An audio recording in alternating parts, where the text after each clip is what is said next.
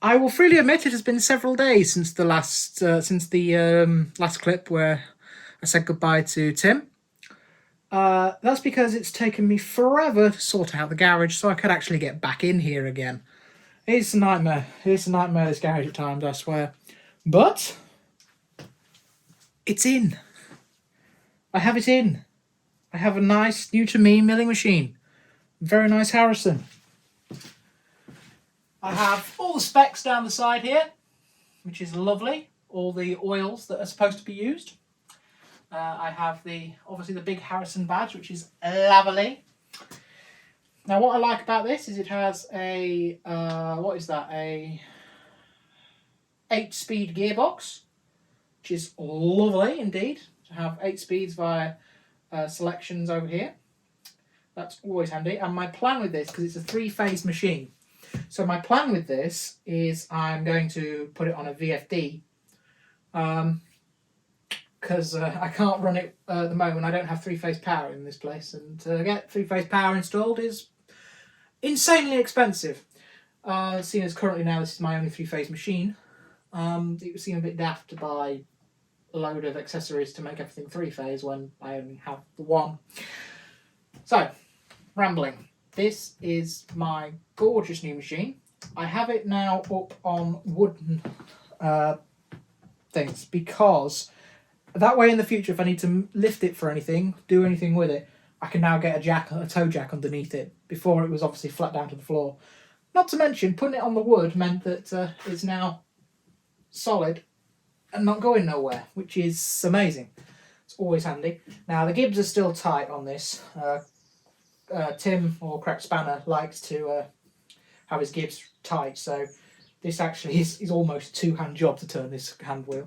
It doesn't get any easier in the middle either, so it's definitely that the gibs are just over tight. And there's no locks from what I can see either, which is weird. So I think that's something I am going to look at adding, is a table lock.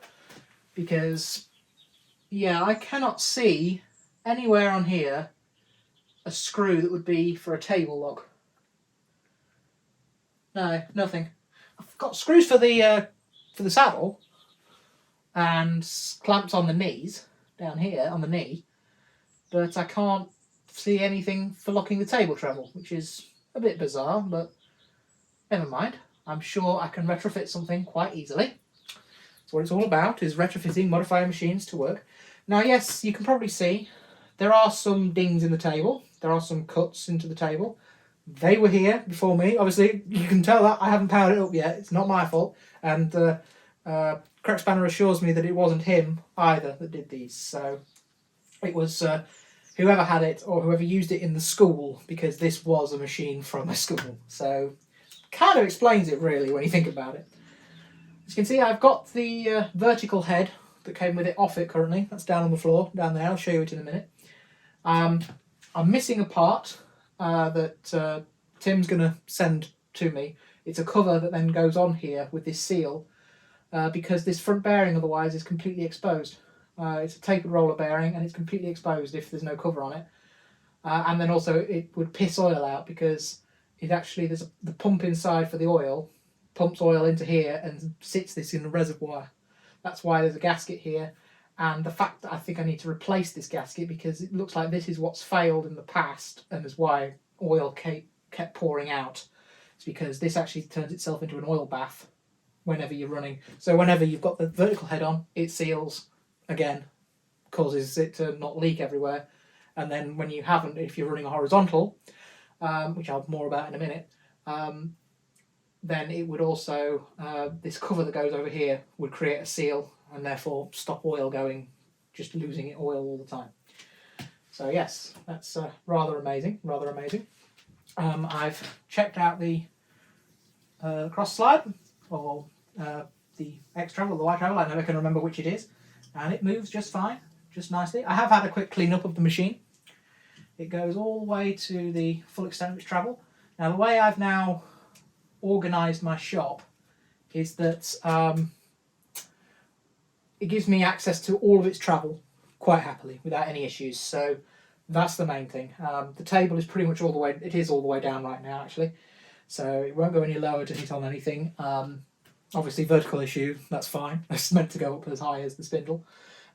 This way you can come all the way over here, it reaches the stop, and this way, as you can see, it is pretty much now almost against its stop anyway. So if I wind this up, that's what this block is here. It engages with this hard stop on the end here. That's now against its stop as well. And you might be able to see there's plenty of clearance on the end there still, because I do plan to retrofit a power feed to this. Originally, I was on the lookout for the actual Harrison power feed unit that replaces this end here entirely. It just goes on the end here and is run from the power comes out of this blanking plate on the back here. Now, I've looked around, can't find any at the moment, and the last one that I saw went for sale was ridiculously expensive for what it is, so I may well retrofit one of those Bridgeport clone ones, the Chinese ones, on the back, because I mean there's no point trying to make something from scratch when you can buy something for just as cheap, if not cheaper. It makes no sense otherwise. But yes, anyway, let me put this into neutral, like that. Spindle turns just nicely. There's no, I have had a clock on here. There's no run out that I can find, at least not that I can measure. I will admit I haven't gone on here with a test indicator, like my 10th indicator yet. That'll be interesting to see just how much run out there is on this, plus especially in the taper inside. Yes, the dogs are a little loose at the moment, that's fine, it's just an Allen key. They are replaceable. In fact, I think I might need to replace them, they look a bit dinged up. Yeah, they've got a bit of knocks on them, those. But like I said, there's a 8-position gearbox. So what I'll do, I'll bring you in and I will show you the gearbox more closely. So as you've got a, like I said, 8-speed gearbox, ranging from 67 RPM all the way up to 1500 RPM. Now, unless I'm doing, when I eventually get round to doing some horizontal milling on this, having the really slow speed is going to make slab milling with my 3-inch slab mill a breeze, because it means then I've got way more torque, but also lower RPM for better feeds, which is going to be grand. So let's take you through it. This is your primary selector, so you've got the yellow track is your high range, the green track is the low range speed. At the moment it is in neutral. If I put that into the low range, there we go, that's now in low. These two are in neutral currently. So if I want to go at the lowest speed of this machine, I look here, this lever needs to be in this position here. I bring this across, well, there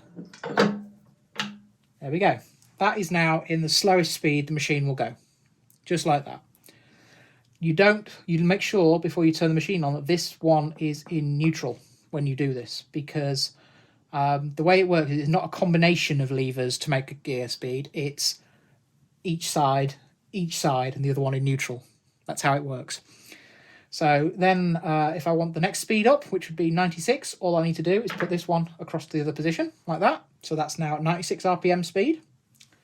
Then if I want to go to the next speed up, which is 145 over here, I bring this one to neutral. I bring this one across to here. So that is now at 149 RPM. Sorry, 149, not 145. Same again then. If I want then the next one up, which is the 234, put this one across to there. That is now at 234 RPM of the spindle. Grand, all grand. Now, if you want to go into high range, put these back to neutral. With your main primary high-low range, we want to bring it across to this side. It's a little bit tricky, but there we go. That is now in the low range. If I can get it to go in. There.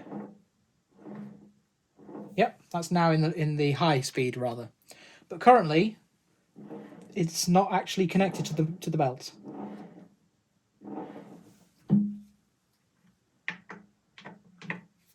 It's not currently connected to the belts because, well, it's not. Because these two are still in neutral. So, if I then want to go for the next speed up from what we were at, which is the 234, the next one up from that would be 432, which is this one over here. 432.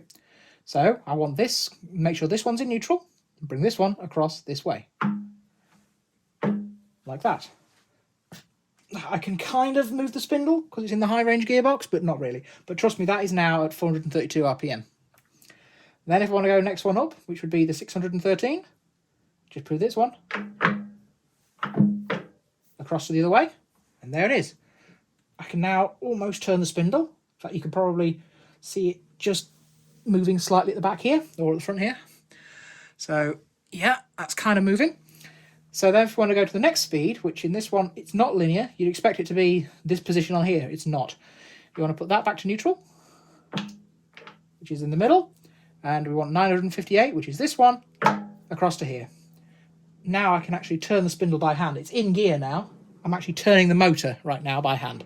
So there's no brake on the motor, but I can do that. And then if you want the highest speed, it's this one across to there. And that's even easier because that's basically near enough a straight drive through. So that's grand. And then put that back to neutral. We can put the spindle into neutral and we can do clocking and indicating then quite happily. If you want to lock the spindle for tightening, for instance, your best bet would be to put it into low range. That puts that to there, and then just pick the lowest speed, which would be this one here. So now that is in as tight as thing as you can get. You can get with your spanner to tighten the drawbar.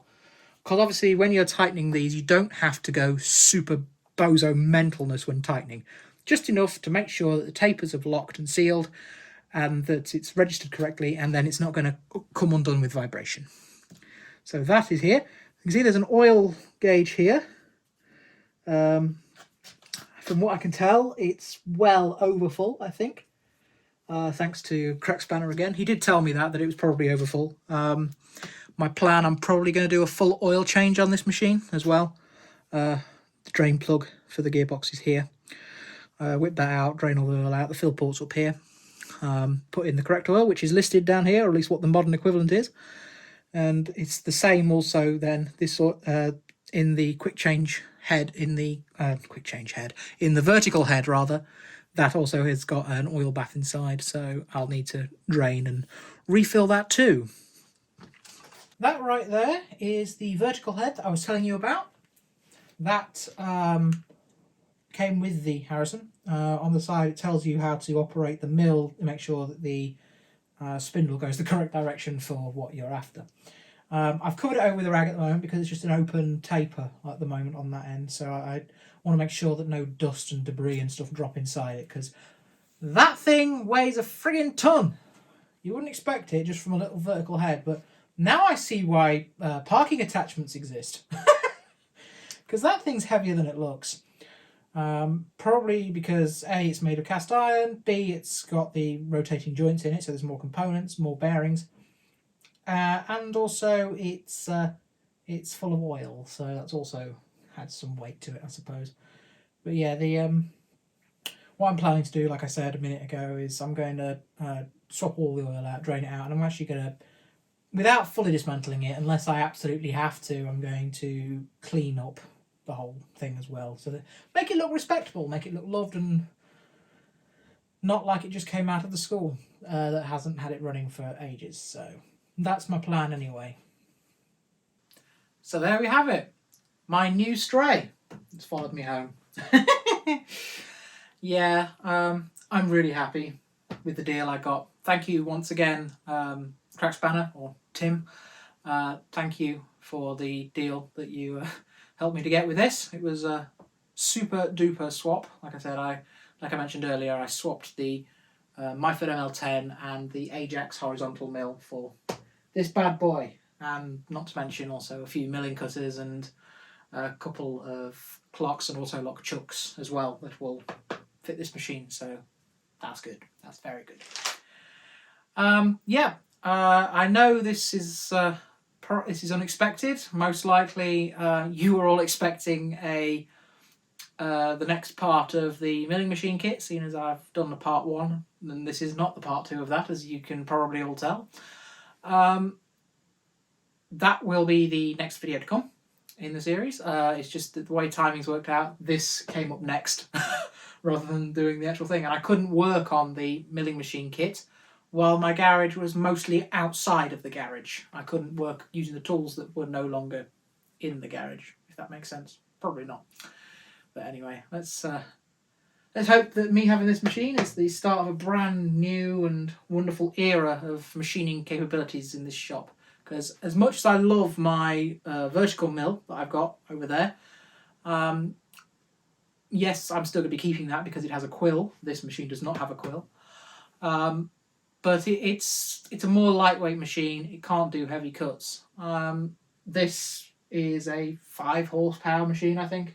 Something like that anyway. And it's just physically heavier, more sturdy. It's got much more cast iron and weight to it, so it'll hopefully do what I need it to do. Bear in mind, I'm not planning on doing A-bomb size cuts here. I mean, come on, it's not a Kearney and Trekker, you know. I'm not planning on doing that with it.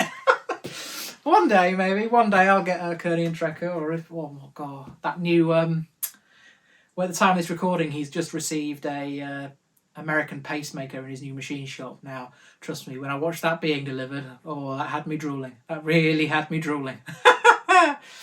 Anyway, one day is a pipe dream, maybe, as a pipe dream. Well, thank you very, very much for taking the time to watch this video. I hope you enjoyed it. If you did like it, please give it a thumbs up, and please leave a comment down below, because I love talking to you guys and gals out there. It's always nice to get feedback. Also, any advice you have for working with a Harrison floor standing mill, if maybe you've got one and you've got some tips and tricks that might prove useful for me when getting going with this, that would be greatly appreciated. Thank you very much. Also, one last thing, just Columbo here, one last thing. This did not come with an overarm or overarm support. And when it was taken out of the school, they couldn't find it. They looked all over the school and they couldn't find one. So I don't know what happened to that. Maybe it got dropped and smashed at some point and then was let go. So who knows? Who knows? So if anybody of you out there have one or know of where I can get an overarm and overarm support, arbor's not so bad. I can get an arbor from most places or even make my own. But it's the big overarm casting that's the tricky bit, along with the overarm actual outrigger support itself.